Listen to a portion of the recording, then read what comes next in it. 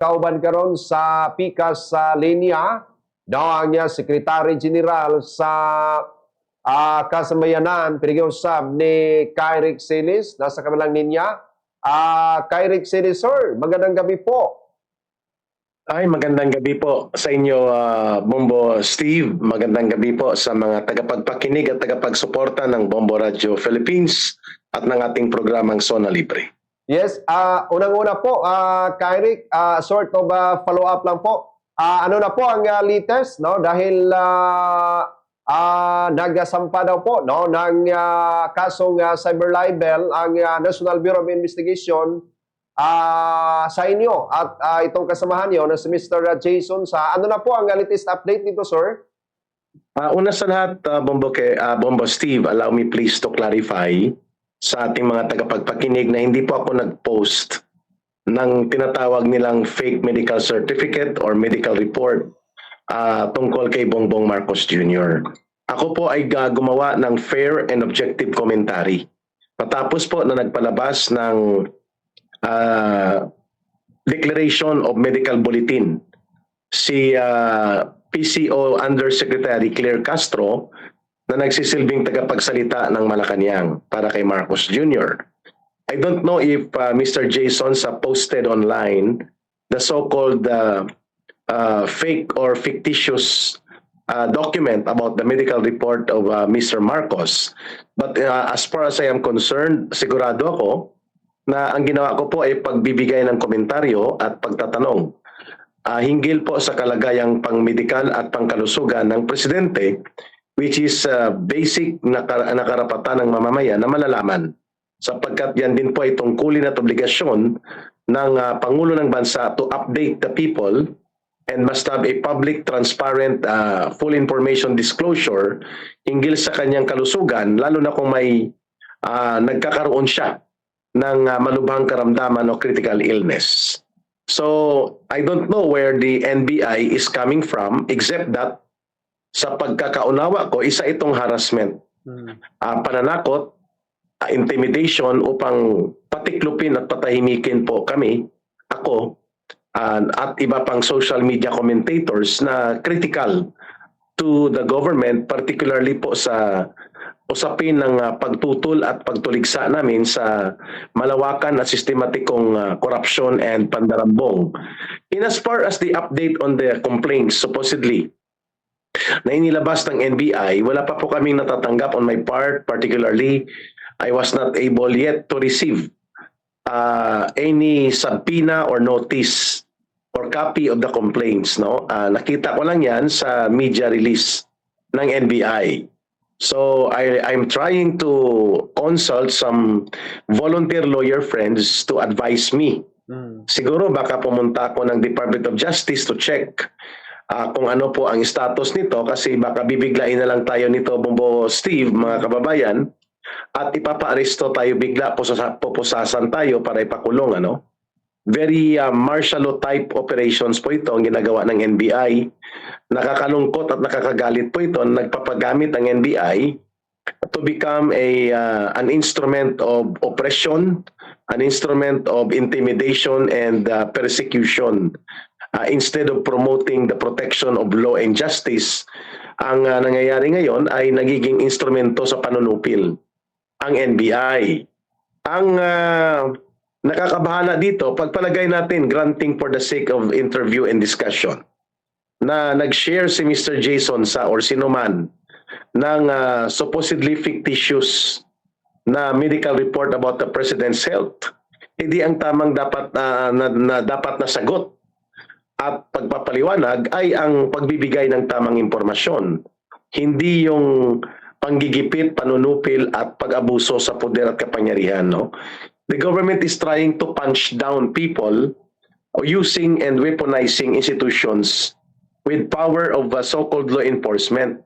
At yan ang nakikita natin sa pag-weaponize ngayon ng NBI at ng CIDG, Bombo Steve. May kaso din ako. At iba pa, I think kinasuhan din Senator Nito Pasio at iba pa mga abogado identified to the political opposition group aligned to the Duterte political camp or political group. At inciting to sedition din ang mga isinampang kaso ng PNP CIDG. So there is a tandem. Nagsasabwatan ang NBI at CIDG ng PNP para gamitin ang taktika ng pananakot at panunupil, very similar to the apparatus being used by Marcos Sr., ang tatay ni Bongbong Marcos Jr., during the dark years of martial law sa ating bansa. At yan ay nakakabahala sapagkat inamin ng NBI mismo, Bombo Steve, mga kababayan, na nagbuo sila ng tinatawag na Cybercrime Surveillance Unit. No? Ibig sabihin, minamanmanan nila ang mga independent and individual postings sa social media, sa Facebook, sa TikTok, sa Reel o sa YouTube ng mga individual. At yan ay napakadelikado sapagkat lumalabag po yan sa karapatan ng mamamayang Pilipino na magkaroon ng malayang oportunidad at malayang pagkakataon na ma-exercise ang karapatan sa malayang pagpapahayag, malayang saloobin, at pati na po kahit ito ay sumasalungat sa mga patakaran o programa ng gobyerno, even ang pagtatanong at pagbangga o pagpuna sa mga ginagawa na katiwalian at abuso sa gobyerno. So bakit tatakutin tayo ng pagmamanman, pagmomonitor? Malamang ang ating mga interviews ay inire-record din nila, Bombo Steve, no? At ano po ang magkakaroon ng pagpigil sa gobyerno ni Marcos na gawin din ito sa iba pang mga sektor o iba pang mga bahagi ng ating demokratikong lipunan like the media, na dapat free ang media at hindi po ito tinatakot o ginigipit. Kung ganito po ang kanilang akto at gawain, kagaya ng ginagawa ng NBI na pang-aabuso sa kapangyarihan nito para takutin at supilin ang mga kritiko ng gobyerno kagaya sa amin na Bombo Steve. Yeah. Kay Rick, naalala ko, yung una mo pang mga kaso na isinampa, medyo marami-rami kayo noon, mga kasamahan nyo na mga vlogger din. Kumusta na din po ang update noon na kay Rick? Na-dismiss na po ba yun? Ang sakay Risa Hontiveros, anim yata kami doon, ang isinama niya sa pagsasampa niya ng reklamo sa DOJ, na-dismiss na po yun. Ang may isa pa yata ko pending na inciting to sedition sa kay General Torre nung tungkol ito sa pag-suporta at paninindigan namin nang nilusob nila ang Kingdom of Jesus Christ compound sa Davao City. Ang dalawa po ay sa Quezon City, inciting to sedition. And then ito po, pang-apat na kaso, itong tungkol sa cyber libel ng NBI sa kanilang overacting and arrogant na postura para takutin at intimidate kami at patiklupin, paluhurin upang hindi kami makibahagi sa namumuo at lumalawak na sentimiento ng pagtutol at pagkagalit ng mga mamamayan sa uri ng panggobyerno nila Marcos at nila Romualdez. That's the only message that I can see why this NBI harassment case or harassment complaints are being filed against us, sa akin at kay Mr. Jason Sa. Okay. Maraming salamat po kay Rick, no, sa reaksyon ninyo. Sa kabilang banda, sir, kuha lang po kami ng pananaw ninyo hinggil po sa patuloy na usapin, no, hinggil po sa investigasyon ng International Criminal Court kaugnay po, no, sa war on drugs. Kasi may 8 na kay Rick, no, na mga pangalan na kasali daw, mga co-perpetrators. Ano po ang tingin niyo rito, sir? Delikado po yan, mga kababayan, Bombo Steve, sapagkat una sa lahat, uulitin ko po, ang ICC ay isang bogus entity. Bakit? Sapagkat ito po ay wala ng treaty authority upang manghimasok o makialam sa Pilipinas simula pa noong March 2019. And that kind of status was affirmed by the Supreme Court ng ating bansa. So tama, valid po ang withdrawal natin noong March 2018 and the year after. It took effect already at kinumpirma na yan at inaffirm ng Korte Suprema. So bakit manghihimasok sila sa pangloob na usapin ng ating bansa? Pangalawa, nakakabahala ito sapagkat bagamat bogus at walang otoridad para manghimasok o mangialam ang ICC sa anumang usapin tungkol sa mga kaso o mga proseso ng ating hudikatura, ng ating hukuman, ng ating legal processes, patuloy pa rin po na nakikipagkonsyaba o nagko-conspire ang gobyerno ni Marcos sa ICC At mukhang ginagamit ito ngayon, Bombo Steve, mga kababayan, para po patahimikin, i-harass, and i-paralyze, supilin ang mga opposition figures or other officers of the government of the previous administration ni Pangulong Duterte. Kung mayroon po silang reklamo, itong mga sinasabing biktima, itong mga sinasabing grupo, patungkol sa abuso na nangyari po sa war on drugs or war against drugs during the time of the previous government ni former President Duterte, buhay naman po ang ating Korte sa Pilipinas from all levels hanggang sa Korte Suprema. Bagamat granting for discussion only, mga kababayan, na nasa sakop pa tayo ng treaty authority ng ICC, the role of the ICC is only complementary. Ang ibig sabihin po niyan, ang mangingibabaw at pangunahin po na mag-handle ng proseso ng katarungan at justice system, Pilipinas, kasi functional po ang ating mga korte at ang ating judicial and justice system. Pero lalo pa, nawala na talaga silang karapatan at natayan pa na manghimasok pa. Ano man ang sabihin nila, does not matter anymore itong ICC sa atin. Pero ang nakakalungkot dito, at the same time, nakakagalit that the government of Marcos Jr. is becoming to be the facilitator of illegal acts of intervention that are being committed by the ICC upang labagin ang ating soberenya at lapastanganin ang ating dignidad bilang isang malayang bansa. Hindi po sa kinakampihan ko o pinagbabawal natin ang magreklamo laban sa mga dating naging opisyal ng gobyerno sa ilalim ni Pangulong Duterte, but it can be done here in the Philippines because we have a very vibrant, dynamic, and very functional and totally operational justice and judicial system, Bobo Steve. Kaya delikado ito kasi ang tinatarget lamang dito ay ang mga opposition and other critics of the government na nakalinya sa Duterte political camp. At mukhang ang mensahe niyan ay walang pakialam ang gobyerno ngayon kahit bogus ang ICC, basta lamang maparalisa at malulumpo nila ang ano pang natitira ng mga political influences mayroon ang Duterte political camp, Bombo Steve.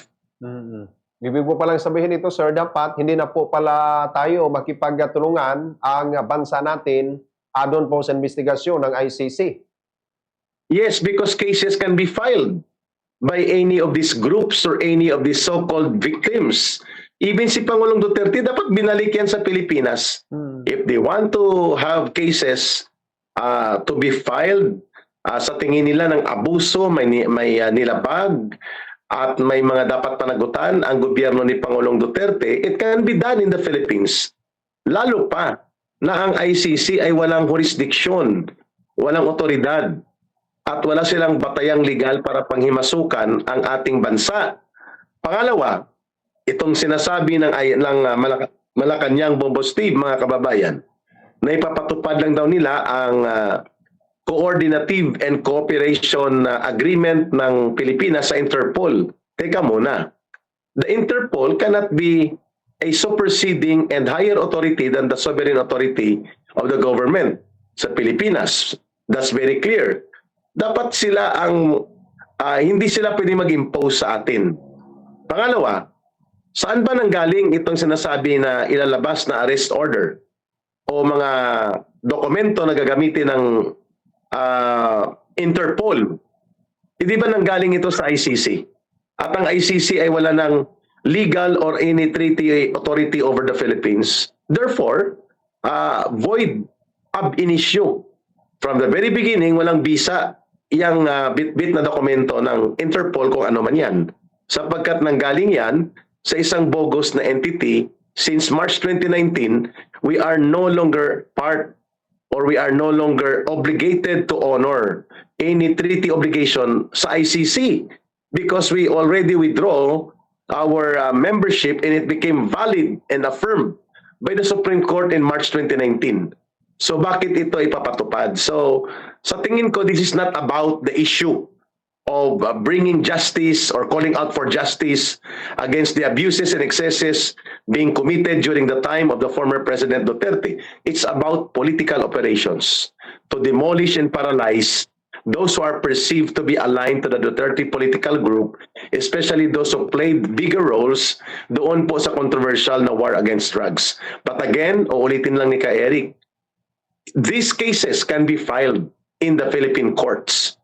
And President Duterte and all other officials na inakusa ngayon ng ICC, they have their day in court to face trial if the evidence and testimonies as well as other requirements of judicial prosecution require them to face in court. Pero yung ipapadukot mo, ipapakuha mo at sa pilitang ibibitbitin mo at ipapatapon sa abroad sa isang questionably at iskandaluso na pakikipagsabwatan sa isang mapanghimasok at bogos na uri ng organisasyon, kung ang pag-uusapan ay ang integridad at soberenya ng ating bansa, nakakalungkot yan at nakakagalit mga kababayan na yan ang pinapakita ngayon ng gobyerno hinggil dito sa additional list ng so-called target for ICC prosecution and magiging co-accused sa kaso na hinaharap ni former President Duterte doon sa ICC.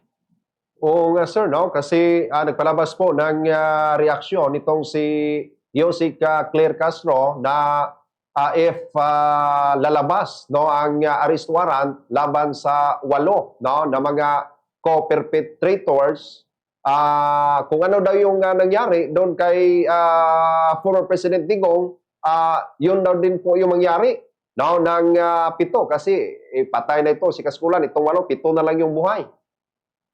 Ay malinaw po na yan ay pagtataksil. Malinaw po na yan ay criminal conspiracy to commit an act of abduction, cross-border kidnapping. Technically, it's an extraordinary rendition ang tawag dyan mga kababayan. At ginagawa yan ng mga bansa na may mga krimen na gusto nilang habulin ang mga perpetrators pero hindi nila kinikilala ang proseso ng extradition, surrender through court proceedings, and other required channel of doing it the legal way. No? Pero ang ICC, hindi po ito estado. Ang ICC po ay questionable ang existence nito. In fact, the ICC is not being recognized as a tribunal ng mga malalakas at mga makapangyarihang bansa kagaya ng Estados Unidos, Russia, China, Saudi Arabia, North Korea, many more other countries na malalakas at makapangyarihan din do not recognize the existence of ICC. So bakit tayo ay pipilitin natin na makipagkonsabahan sa ICC para lamang gamitin sila sa marumi na laro ng politika sa Pilipinas? Nakakadismaya that is how low this government can go. So mali po yung sinasabi ni Claire Castro na mag-cooperate tayo. No, there is no cooperation. It is a conspiratorial crime of facilitating kidnapping of your own citizen. That is how I look at that way, because whether they admit or not, President Duterte was not arrested. During that time, there was not even a presentation of valid warrant of arrest. He was publicly abducted. It was a cross-border kidnapping. It was an extraordinary rendition similar to a criminal act of kidnapping. Ang nakakadismaya at nakakagalit, ang nag-facilitate mismo, gobyerno. At ang kasabwat, isang entity na questionable ang status in as far as our integrity and sovereign authority as a country are concerned, Bombo Steve. Okay, sige. With that note, Kyrick, no, lastly, baka may karagdagan pa po kayong mensahe na nais pong iparating no, sa mga nakikinig natin sa ngayon at nanonood sa ating FB Live. Ipagpatuloy lang po natin ang paninindigan sa tama. Unti-unti po namumulat naman ang malawak na mamamayang Pilipino at hindi naman po magtatagal ay ang paghatol po ng mga abuso na ito, ang paglawak po ng katotohanan sa pananagutang kriminal ng gobyernong ito sa pandarambong at pangungurakot sa ating kabanang bayan at ang pag-abuso nila sa poder at kapangyarihan, taong bayan pa rin po ang magdedesisyon kung magpapatuloy yan o tatapusin sa isang paghatol ng kasaysayan. Maraming salamat po for this kind of interview that we have to open up to become a facilitator of critical thinking para sa ating mga kababayan in a critical type of journalism that enlightens the people to make a decision. Maraming salamat sa Bombo Radio Philippines at sa ating programa dito sa Zona Libre. Mabuhay po kayo, Bombo Steve, and God bless the Philippines. Daghan kayong salamat ng atong